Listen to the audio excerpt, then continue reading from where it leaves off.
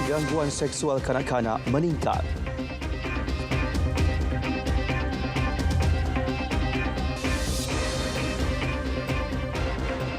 Assalamualaikum, salam Malaysia Madani. Berita tengah malam bersama saya Izamin Nasir. 50 penguat kuasa imigresen yang ditahan SPRM kerana disyaki terlibat sindiket bawa masuk warga asing guna modus counter setting tidak lagi bertugas di pintu masuk KLIA. Mereka dipindahkan ke beberapa unit lain. Masih lagi dalam siasatan pihak SPRM. Mereka yang terlibat dengan itu memang dari segi tugas di kaunter itu memang tidak lagi kita benarkan. Kita akan bagi pada mereka pada tugas-tugas lain selain daripada tugas untuk di kaunter pintu masuk. Kita juga dari segi jabatan, kita tidak akan berkompromi mana-mana pegawai imigresen yang terlibat dalam soal integriti ini, dan tindakan tegas juga kita akan ambil apabila pihak SPRM selesai siasatan mereka. Sebelum ini, SPRM membongkar kegiatan sindiket membawa masuk warga asing melalui pintu masuk negara tanpa pemeriksaan pihak berkuasa. Selangor tidak selindung sebarang maklumat berhubung insiden tragedi tanah runtuh di Batang Kali yang meragut 31 nyawa pada 16 Disember 2022. Menteri Besar Selangor Datuk Seri Amiruddin Syari berkata, laporan berhubung kejadian bukan dibuat kerajaan negeri, sebaliknya oleh Jabatan Kerja Raya dan pihak autoriti lain. Isu yang melibatkan tindakan semula jadi yang di luar kawalan kerajaan. Tapi terpulang kalau mereka rasakan mereka ada angle, saya dah minta LA untuk melihat dengan detail isu tersebut. Kalau ada hal-hal tertentu saya akan maklumkan nantilah kepada mereka, sebab hal-hal itu memang kita telah teliti sejak daripada sebulan selepas kes itu selesai, kita dah teliti. Beliau berkata demikian selepas merasmikan program Rewang Komuniti Strata Negeri Selangor di Pangsapuri Baiduri, Bandar Tasik Kesuma, Semenyih, Hulu Langat. Sebelum ini, media melaporkan mangsa dan ahli keluarga individu yang maut menyaman kerajaan Selangor kerana gagal menunaikan tanggungjawab serta kecuaian. Wanita yang lemas dihanyutkan kepala air ketika mandi bersama keluarganya di Taman Eko Rimba Sungai Sedim Kulim telah ditemukan maut. Ketua Balai Bomba dan Penyelamat Kulim High Tech Penolong Kanan Penguasa Bomba Azmir Hassan menyatakan mayat Kasturi Arjunan 41 tahun itu ditemukan berdekatan tebing sungai kira-kira 1 kilometer dari lokasi kejadian. Mangsa ditemukan di kawasan Lubuk Buloh oleh orang awam bersama pihak bomba yang menjalankan pencarian sepanjang tebing sungai. Mangsa ditemukan pukul 5.50 petang di dalam air antara tebing sungai dan celahan batu. Mangan mangsa dihantar ke Hospital Kulim untuk bedah siasat. 8 lelaki yang hilang setelah keluar memancing di perairan Paluh, Sarawak pada Selasa lepas ditemukan selamat tengah hari tadi. Ketua Polis Daerah Kuching, ACP Muhammad Farhan D. Abdullah menyatakan rakan mereka berjaya menghubungi pemancing terbabit pukul 1.45 tengah hari. Bot yang digunakan dilaporkan mengalami masalah enjin semasa dalam perjalanan pulang. Bot kemudiannya ditunda ke jeti Semariang dan kesemua mereka selamat tiba di jeti pukul 5.25 petang. Pengarah Maritim Negeri Sarawak Laksamana Pertama Maritim Kamal Arifin Jusoh sebelum ini berkata pemancing terbabit ialah Husin Ayub, Samarin Syarkawi, Muhammad Haikal Syarkawi, Muhammad Azizi Hamzi, Dahlan Ramli, Hasrin Ismail, Johari Bujang dan Abdullah Ajik. Masih berlaku pencerobohan nelayan asing di beberapa negeri semenanjung termasuk perairan Laut Cina Selatan. Walaupun aktiviti nelayan asing semakin berkurang, namun pemerhatian tetap diteruskan bagi mengatasi isu tersebut. Ketua Pengarah Perikanan Datuk Adnan Husin berkata kerjasama dengan agensi pihak berkuasa telah dilakukan bagi menangani aktiviti tersebut. Dan yang keduanya, untuk membolehkan kita mengawal dengan lebih baik kemasukan ataupun pencerobohan oleh vessel-vessel nelayan asing ini dengan menggunakan denda yang lebih berat terhadap mereka. dan juga untuk memastikan juga nelayan-nelayan tempatan juga dapat kita kawal daripada melakukan salah laku yang boleh menyebabkan tekanan kepada nelayan-nelayan tradisi. Beliau menyatakan selepas merasmikan sambutan Hari Perikanan Sedunia HPS 2024 di Anjung Floria Putrajaya. HPS 2024 yang julung kali diadakan ini merupakan inisiatif Jabatan Perikanan bagi meningkatkan kesedaran mengenai kepentingan industri perikanan dan sumber laut. Seorang wanita dan dua lelaki tempatan ditahan kerana dipercayai terlibat pengedaran dadah lebih 25 kg dengan nilai hampir RM80,000. Ketua Polis Pulau Pinang, Datuk Hamzah Ahmad memaklumkan kesemua suspek ditahan dalam serbuan di parkir kenderaan di Glugur, Georgetown. Suspek mempunyai rekod lampau kesalahan dadah dan jenayah. Kesemua mereka direman selama 7 hari bermula semalam bagi membantu siasatan. Kes disiasat di bawah Seksyen 39B Akta Dadah Berbahaya 1952. Program Advokasi Perlindungan Kanak-kanak KASIH akan terus digerakkan di seluruh negara sebagai usaha perangi kes gangguan seksual dalam kalangan kanak-kanak. Menteri Pembangunan Wanita, Keluarga dan Masyarakat Datuk Seri Nancy Shukri berkata, ia berikutan masih berlaku kes seksual dalam kalangan golongan bawah umur. Berdasarkan laporan pihak polis, kes gangguan seksual melibatkan kanak-kanak meningkat 26.5% tahun ini berbanding tahun sebelumnya. You see, keadaan pada masa ini mereka menggunakan pelbagai cara, especially with the advancement of technology kan, macam-macam cara. So yang kita dapat itu hanya mereka melaporkan. You never know, it could be higher than that. Because ada tak melaporkan hanya melibatkan mak, bapa, sendiri, keluarga sendiri, adik-beradik sendiri. Beliau memberitahu selepas majlis serahan tajaan rakan strategik Yayasan Kebajikan Negara Malaysia bagi Anjung Kasih dan Bilik Kasih Wanita di Hospital Umum Sarawak di Kuching.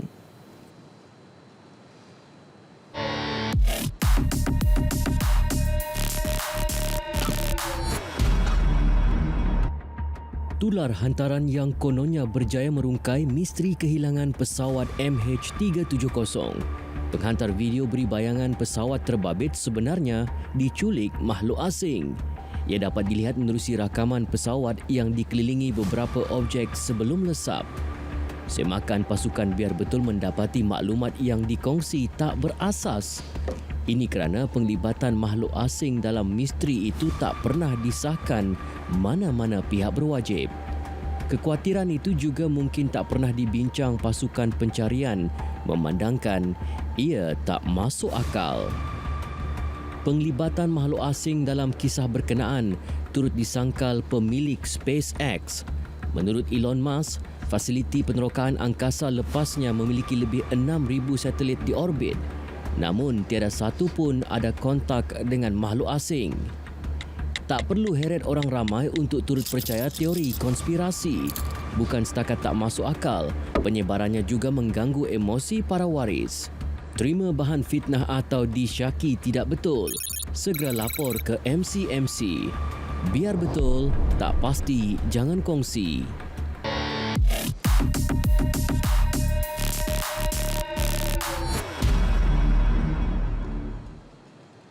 Kebocoran atau ketirisan subsidi yang disalurkan kerajaan kepada rakyat harus ditangani. Justru Perdana Menteri Datuk Seri Anwar Ibrahim berkata, bantuan Jabatan Perangkaan Malaysia DOSM menyelenggara data wajar diberi pujian.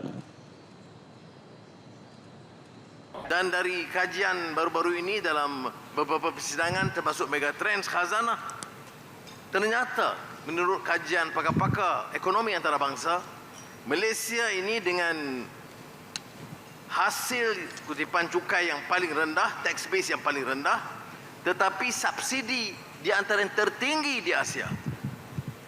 Ya, betul baik beritanya, subsidi tertinggi, tetapi tanpa dibantu dengan angka dan data yang baik, kita dapati banyak juga subsidi ini yang bocor. Dan ketirisan ini mesti ditangani.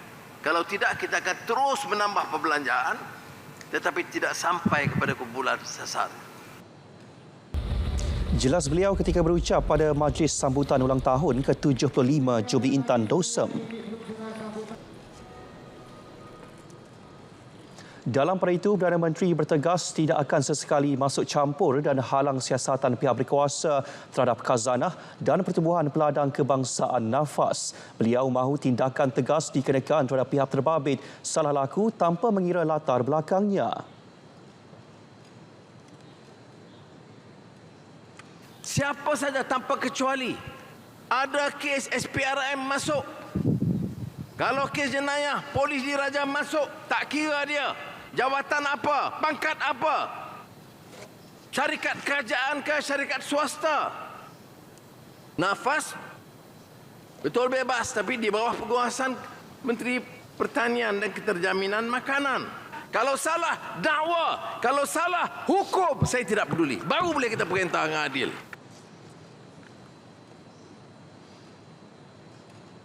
SPRM telah membuka siasatan terhadap kerugian pelaburan Khazanah Nasional Berhad, Khazanah dan Permodalan Nasional Berhad PNB dalam perniagaan fashion dalam talian. Ketua Pesuruhjaya SPRM Tan Sri Azam Baki berkata, siasatan ini penting kerana melibatkan penggunaan dana awam dan isu kepentingan masyarakat. Beliau memberi jaminan bahawa siasatan akan dijalankan secara menyeluruh, adil dan profesional. Tan Sri Azam turut menasihatkan orang ramai agar memberi ruang dan mengelakkan spekulasi serta perbicaraan media terhadap pihak-pihak yang terlibat. Kerajaan negeri digesa beri perhatian menaik taraf infrastruktur terutama di gerai makan, warung dan restoran kecil. Perdana Menteri berkata ia penting bagi memberikan keselesaan kepada pengunjung. Gedung-gedung besar biar sektor swasta buat. Dia nak buat bangunan, nak buat hotel, dia buat. Kerajaan tumpu ni gedung-gedung kecil, warung, penjaja. Tak malu ke? Bukan main hebat. Mana Pulau Pinang? Mana Kuala Lumpur? Mana Johor Bahru? Tengok gerai warung yang ramai orang kita makan, 80% pergi ke warung, warung je nak roboh. Lampu tak menyala, tandas busuk dan kotor dan pecah. Apa bangga kita begitu? Tak. Sebab itu saya kata tumpu bidang itu. Beliau berucap pada Majlis Perasmian Karnival Hari Penjaja dan Peniaga Kecil Peringkat Kebangsaan 2024 di Butterworth, Pulau Pinang. Sementara itu, Perdana Menteri bersetuju cadangan pelaksanaan kooperasi bagi Persatuan Penjaja dan Peniaga Kecil. Saya minta selaras dengan angkasa supaya jangan bertindih. Angkasa sudah ada pusat-pusat pengedaran hampir setiap daerah. Jadi Persatuan Penjaja dan Peniaga Kecil harus ada koperasi yang boleh bergabung supaya mengurangkan kos pengurusan dan pentadbiran. Saya tak mahu umpamanya bagi berjuta ringgit, kos tinggi. Akhlak dan disiplin adalah nilai penting membina barisan kepimpinan muda khususnya dalam kalangan mahasiswa. Perdana Menteri Datuk Seri Anwar Ibrahim berkata ia sekaligus dapat mewariskan generasi kepimpinan yang dapat mewakili rakyat menegakkan kebenaran dan keadilan.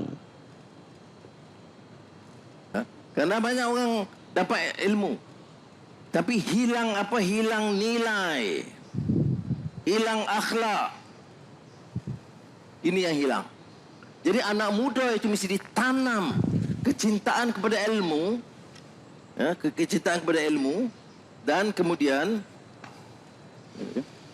satu kecintaan kepada ilmu, keduanya dia kena faham dan nilai dalam bidang pendidikan. Untuk rumuskan iaitu mesti ada ilmu, mesti ada nilai dan akhlak. Perdana Menteri menyatakan pandangannya dalam program Temu Anwar sempena perasmian Karnival Generasi Ada Idea Gen I. Sementara itu, sesi Forum Temu Anwar Gen AI yang berlangsung hampir sejam akan digunakan sepenuhnya untuk membaiki dan memperhalusi urusan AI demi keperluan rakyat. Okay, harapan saya berharap agar lebih ramai pemuda mengetahui tentang AI dan menggunakan AI dengan sebaik mungkin untuk memudahkan urusan seperti pembelajaran, dan AI ini saya rasa memang baguslah. Pada pendapat saya, program ni bagus untuk generasi anak muda ni, untuk kita dekatkan dengan pemimpin-pemimpin kat atas tu. Contoh macam kita boleh tanya soalan direct terus kepada Datuk Seri Anwar Ibrahim lah. Saya tetap program ni baguslah untuk anak muda yang sekarang ni memang semua pentingnya AI ni. So harapan saya benda ni harus diteruskan, event-event macam ni lah. Untuk pasal harapan tentang program ni tentunya bagus sebab program ni bagi impak terutamanya dekat anak muda, which is like sesi Temu Anwar ni selalunya akan diadakan di setiap negeri. Jadi di mana anak muda ni berpeluang datang ke event tersebut dan bertanya langsung terus kepada PMX. Sesi yang dihadiri kira-kira 1,000 orang meriah dengan pelbagai program sampingan seperti penganjuran sukan Muay Thai, program makanan kepada orang awam dan perkhidmatan agensi kerajaan yang menawarkan kursus AI.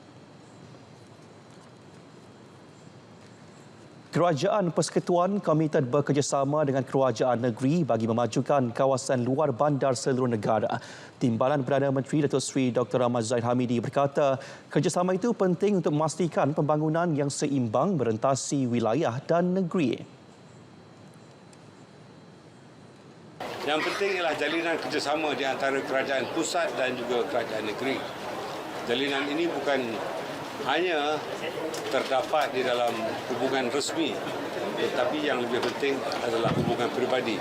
Personal networking inilah yang banyak membantu keselarasan, bukan soal pembangunan saja tetapi perimbangan kemajuan di antara wilayah. Beliau berkata demikian pada Majlis Pemimpin Bersama Rakyat di Samu Betong, Sarawak. Malaysia komited menangani masalah pemanasan global dengan inisiatif mengurangkan suhu menjelang 2030. Semua negara Commonwealth juga bersetuju untuk mengatasinya dan isu ini sangat serius sekiranya tidak ditangani dengan kadar segera. Menteri Luar Datuk Seri Muhammad Hassan berkata persetujuan ini dilakukan selepas persidangan ketua-ketua negara Kerajaan Commonwealth ke-27 CHOGM 2024 dari 24 hingga 26 Oktober lepas di Apia, Samoa. Masyarakat antarabangsa untuk bersama-sama berpakat untuk mengurangkan kepanasan suhu dunia. Suhu dunia dah meningkat dan cuaca dunia pun dah berubah. Itu sebabnya kita dapati ribut, banjir dan satu tempat pula dengan kemarau melampau dan peningkatan paras air laut. Jadi ini merupakan ancaman kepada dunia. Beliau berkata demikian selepas merasmikan Mesyuarat Agung Tahunan Persatuan Solidariti Nasional Persona di Seremban. Hari ketiga Karnival Udara Antarabangsa Melaka KUAM 2024 mencatat lebih 8,000 pengunjung. Ketua Menteri Datuk Seri Abdul Rauf Yusof berkata, sambutan memberangsangkan yang diterima menerusi Karnival itu merancakkan lagi bulan akhir Tahun Melawat Melaka TMM 2024. Kita harap menjelang hari ini dan besok kita dapat mencapai sasaran 80,000 orang yang boleh dimuatkan dalam kapasiti salin ganti. Ya. Salin ganti ini maksudnya akan sampai 85,000 lah. Kerana World Tourism Day dia memfokuskan kepada dasar-dasar pelancongan dunia. Di sini adalah merupakan program kerajaan negeri. Pastinya kita akan cuba menjemput mereka untuk melihat. Tetapi pastinya kalau kita nak jemput pemimpin dunia datang ni, persembahannya pun kena tuan Arab dunia lah. Jadi kena rancang betul-betul. Beliau berkata demikian selepas perasmian KUAM 2024 di Lapangan Terbang Antarabangsa Melaka LTAM Batu Berendam. Tayangan amal filem Mereka yang Tertewas, Anjuran Muafakat Mara Malaysia bertujuan mengumpul dana bagi tabung muafakat prihatin untuk membantu pelajar, ibu bapa, guru dan para pensyarah yang terjejas akibat bencana. Tiket dijual melalui atas talian dan hasil kutipan akan disalurkan ke tabung tersebut. Filem yang diadaptasi novel karya Hasanuddin Mat Isa yang diarahkan oleh Datuk Zulkifli M. Osman akan ditayangkan pada 7 November ini.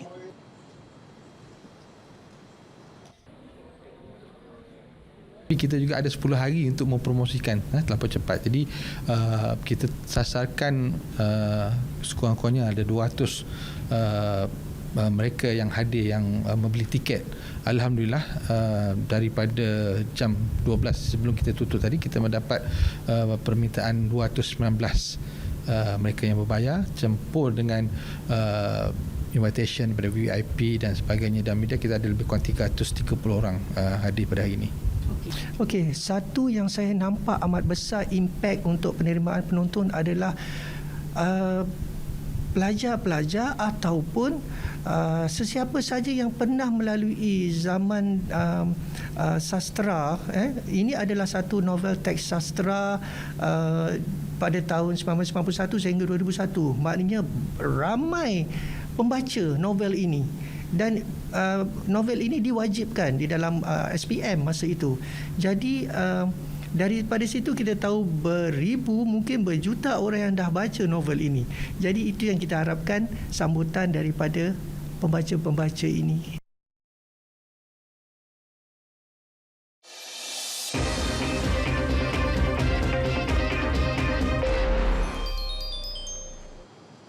Litar Antarabangsa Sepang SIC berkemungkinan tidak akan menganjurkan pusingan kemuncak kejuaraan MotoGP yang sepatutnya berlangsung di Valencia. Ketua Pegawai Eksekutif SIC Azhan Syafriman Hanif berkata, setakat ini masih tiada perbincangan diadakan antara SIC dan penganjur perlumbaan Dorna berhubung perkara berkenaan. Tak mungkin akan berlaku round kedua dekat sini. Dari segi technicality-nya, preparation, dari segi tayar dan sebagainya, memang tak sempatlah untuk mengadakan satu lagi perlumbaan kat sini. Dari segi perbincangan tu masih lagi berlangsung dengan pihak litar-litar yang lain. Kemungkinan besar sama ada berada pusingan terakhir itu akan berada di Europe ataupun di luar, masih belum diketahui. Terdahulu, Dorna mengumumkan perlumbaan pusingan penutup tirai MotoGP 2024 yang dijadualkan berlangsung di Valencia pada 15 hingga 17 November terpaksa dibatalkan. Ia susulan bencana banjir besar melanda bandar itu yang turut meragut 200 nyawa. Kejohanan Terjun Terbuka Malaysia 2024, Ratu Terjun Negara Datuk Pandalila Rinong mempamerkan aksi konsisten untuk meraih pingat emas saingan 10 meter platform. Saingan berlangsung di Pusat Akuatik Nasional Bukit Jalil, menyaksikan atlet berusia 31 tahun itu menamatkan saingan dengan mengumpul 252.80 mata. Pagi better lagi daripada petang, tapi syukur masih boleh dapat pingat emas untuk Malaysia.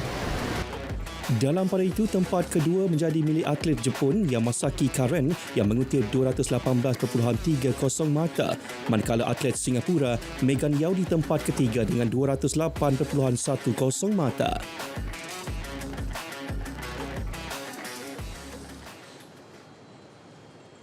Perkembangan kejuaraan motosikal dunia MotoGP Malaysia 2024, malang menimpa dua pelumba negara, Hairul Idham Pawi dan Muhammad Helmi Azman, selepas kedua-duanya terlibat dalam insiden pelanggaran sewaktu sesi kelayakan Moto2 di Litar Antarabangsa Sepang SIC.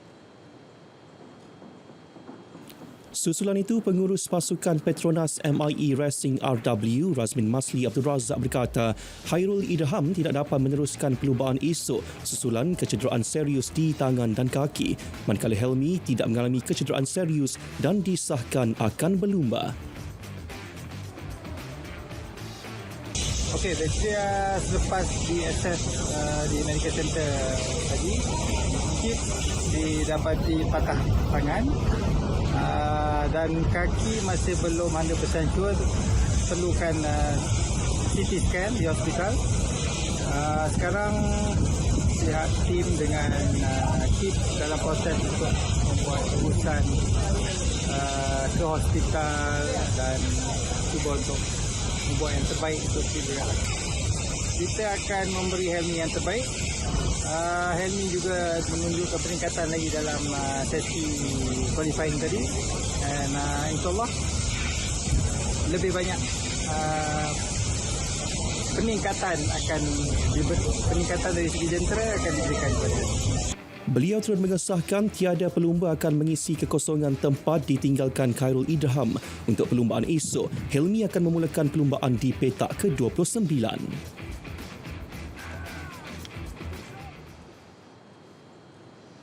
Terdahulu dalam aksi kelayakan MotoGP, juara dunia Francesco Bagnaia mencatatkan rekod baru sepusingan DSIC. Pelumba Ducati Lenovo Team mencatat masa terpantas 1 minit 56.337 saat sekaligus memperbaiki catatan 1 minit 57.491 saat yang dilakar pada musim lalu.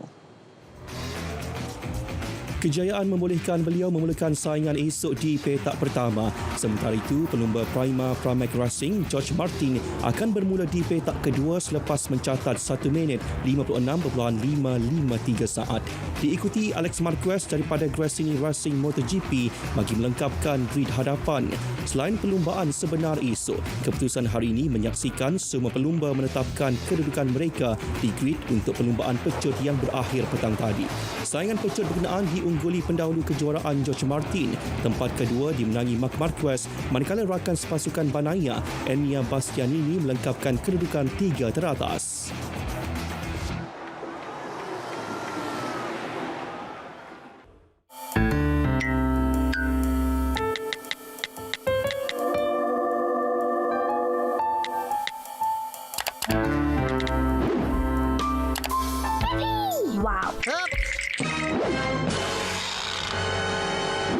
Anak-anak di bawah umur 13 tahun tidak dibenarkan memiliki akaun TikTok, akaun Facebook, akaun Instagram dan mana-mana akaun media sosial yang lain.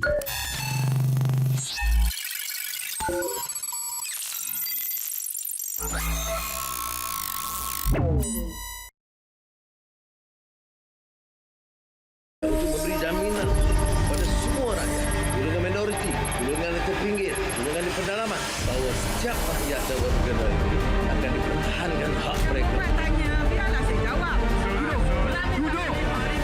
Ikuti mesyuarat ketiga, penggal ketiga secara langsung Parlimen Malaysia ke-15 di Dewan Rakyat pada 14 Oktober hingga 12 Disember 2024 dan di Dewan Negara pada 2 Disember hingga 19 Disember 2024. Sekian berita tengah malam dari Sungai ke Segara Palestin Pasti Merdeka. Saya Zamin Nasir. Assalamualaikum. Salam Malaysia Madani.